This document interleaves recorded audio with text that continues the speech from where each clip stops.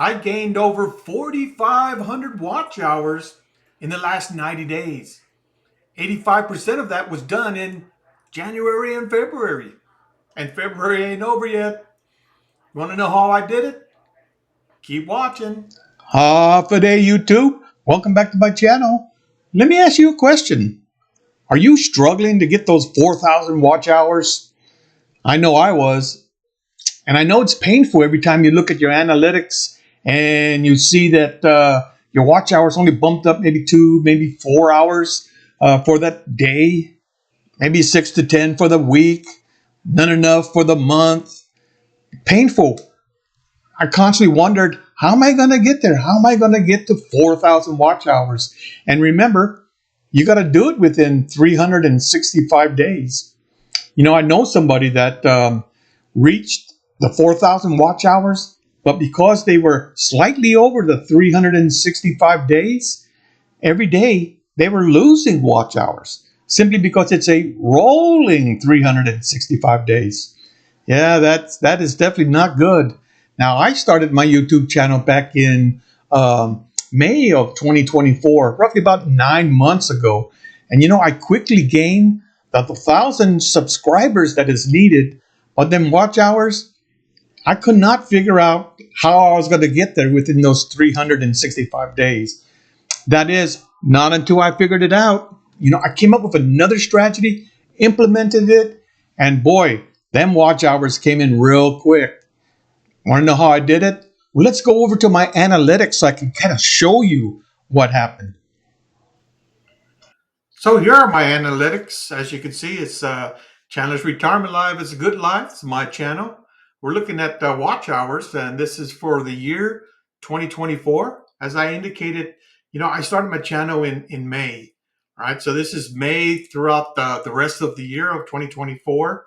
And you can see down here, I've only been able to gain 658 watch hours in that time frame. Man, that's why I didn't think I was going to be able to make, that 4,000 watch hours because those things were coming very little until I figured it out, right? I figured it out. And I started a different strategy. Let me show you what the results were. So this is 2005, right? So obviously just January and February ain't over yet. But you can see what I've been able to acquire within this time frame is 4,489 watch hours, more than enough watch hours to get me monetized. Yep, I am monetized finally. So, how did I do it? Well, today I'm going to share the secret of how I gained those 4,000 watch hours that you need to get monetized. So, if you're looking to boost your watch time hours, or maybe even just to grow your channel, you're in the right place. So, let's do this. So let me just start by letting the cat out of the bag. How I gained those 4,000 watch hours. I was doing it by live streaming. But wait. Don't leave. All right? Because you can't just hit that live stream, hit the go button, and start getting watch hours. Nope. You got to start with a solid plan. And I want to tell you what you should consider, what I considered before I started live streaming. Now, live streaming has become a game changer for a lot of content creators. It sure has for me. It not only allows you to engage with your audience, your tribe, your community in real time, but it also allows you to rack up them precious watch time hours. So when viewers tune in to your live stream, there's a tendency for them to stay even longer. Why? Because they're engaged with you in real time.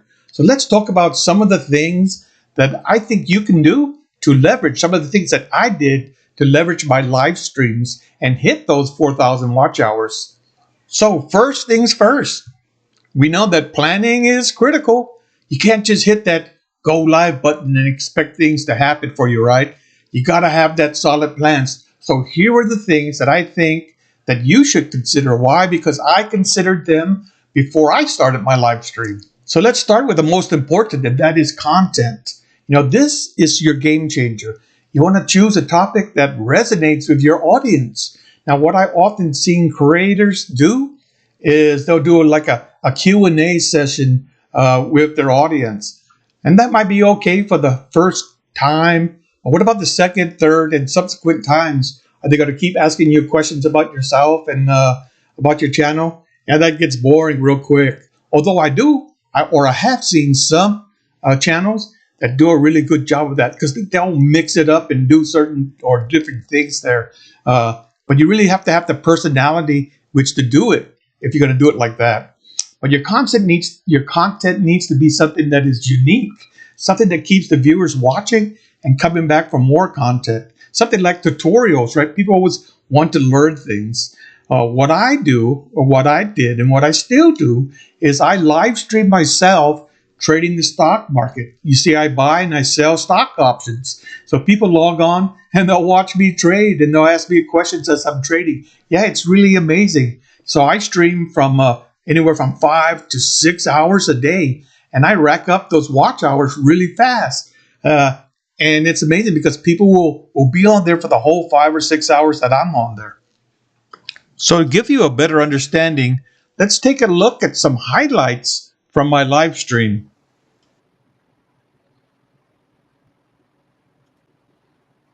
Ah,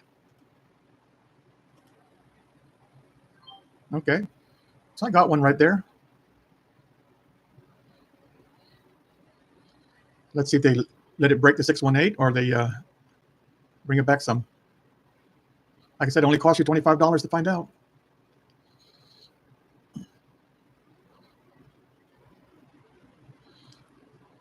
So I'd like to think that the next bar is going to be a red bar. Take us back down again.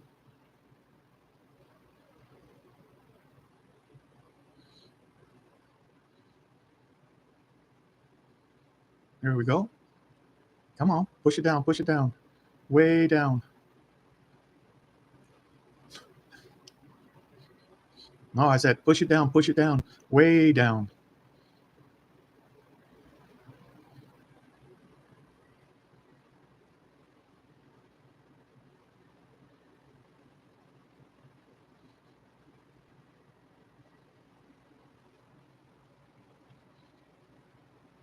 Come on.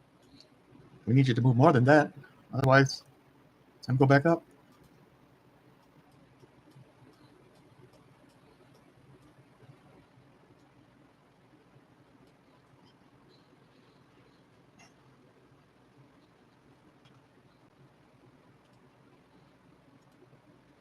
All right, break that trend line and keep going down.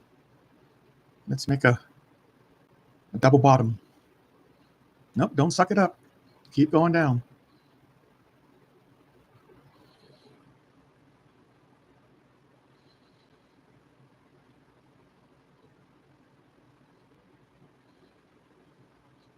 As long as this next candlestick makes a new lower low, we'll be looking pretty. But they're buying this up again.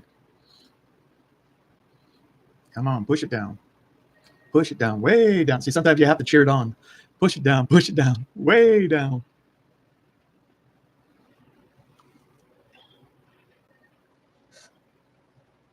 But as you can see,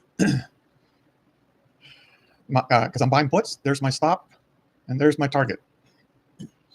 All right, my hope is that it was going to come back down to these lows and make a double bottom. If it's ready, it doesn't look like it's ready.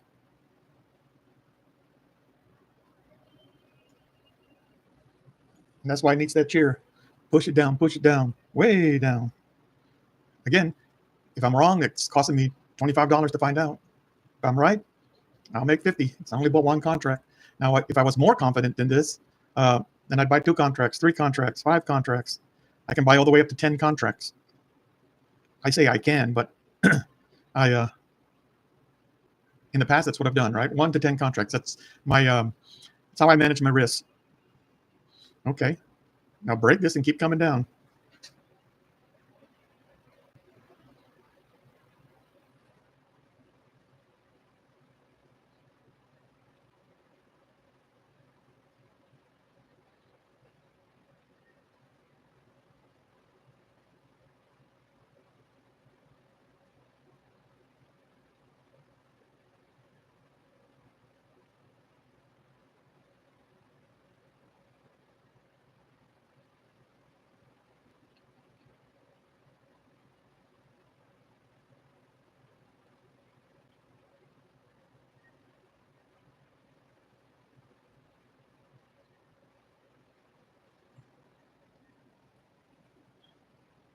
And then once you have it set, like I do, then you just manage your trade. And for me, is at some point, do I want to pull my sell order up higher and take profits? And do I think it's going to come down here? I don't see why not. All right, it couldn't make higher highs, so we went here, a lower high. Now we need a lower low, and so it just might tag that. But that's what I'm always watching. I'm always watching if I should pull this up. Let me do this. Take that off. Oops.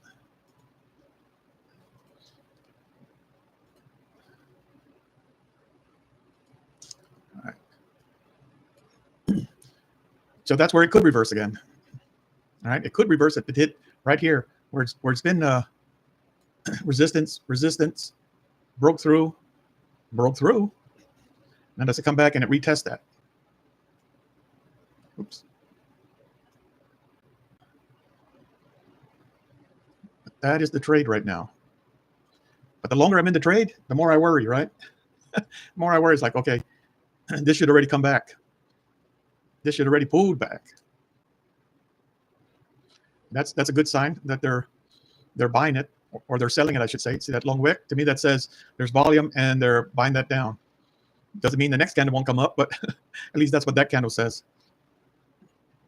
Just like this candle, right? Kind of a doji. But you have to give your trade a little time. I don't like to give it too much time, but you do have to give it a little time to play out.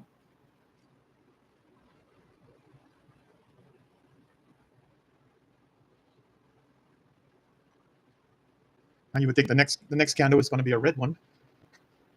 So maybe this makes it a lower low. Let's remove that because that's not working anymore. So what do we got? So we got lows. That's a lower high, right? But these are a higher low. Equal maybe. And just become equal again and keep trading it in this range. I don't know. I don't want to continue to hold and wait and find out, because then it'll just eat up my option.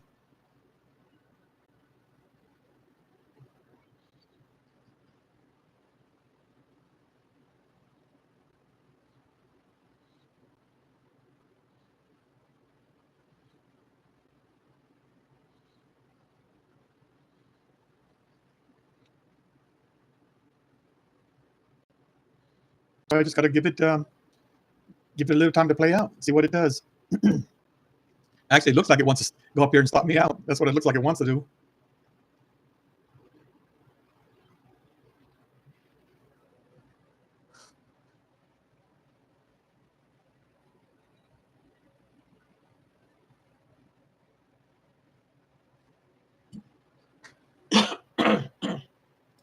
That's where you say, where's Trump? I need him to tweet.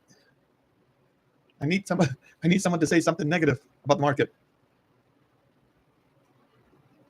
Yeah, Iron Condors, Nick. Yeah, you got another one on? Or yeah, for today? Awesome. I see that.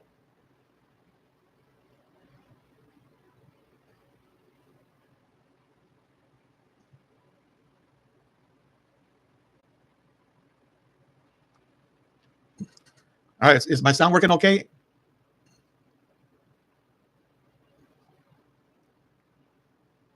Yep. Okay. Excellent. Might have been away from the mic a little bit. Yep. Real quiet there, Rich. Really should only trade on Mondays. Well, a lot of times they say Mondays is a bad day, and then Tuesdays are turnaround Tuesdays. Oh, look at that. Come on. There we go. Come on down. Something happened again. There's that tweet. Go ahead. Hit me. There you go. I could have moved it further down, but I didn't know. I don't know if it's going to continue or not. So I'm happy taking my profits. So next is schedule. Here I say consistency is key. So you want to pick a schedule that works for you as well as your audience, and you want to stick with it. You want to let your audience know what to expect from your stream. Now, keeping in mind that your audience is not available 24 hours, most people work, And so you got to find some time, maybe in the evening and or the weekends, right? And that all depends on who your audience are. Sometimes your audience might be available during the day, such as my retirement folks and or my trading folks, right? They're available as soon as the market opens, right? They're there. So weekly streams seems to work well for a lot of people. Now I stream daily, right? As soon as the market's open, I'm streaming. There's always folks that are getting into the stream. Now I think some of those folks are at work and they'll log on at work, and then when the boss is not looking, yeah, they'll kind of watch. So you see, choosing the right content is really critical. And so next comes promotion. You want to promote your live stream on all your social media platforms as well as your YouTube channel. Now, I use the community tab to post for mine.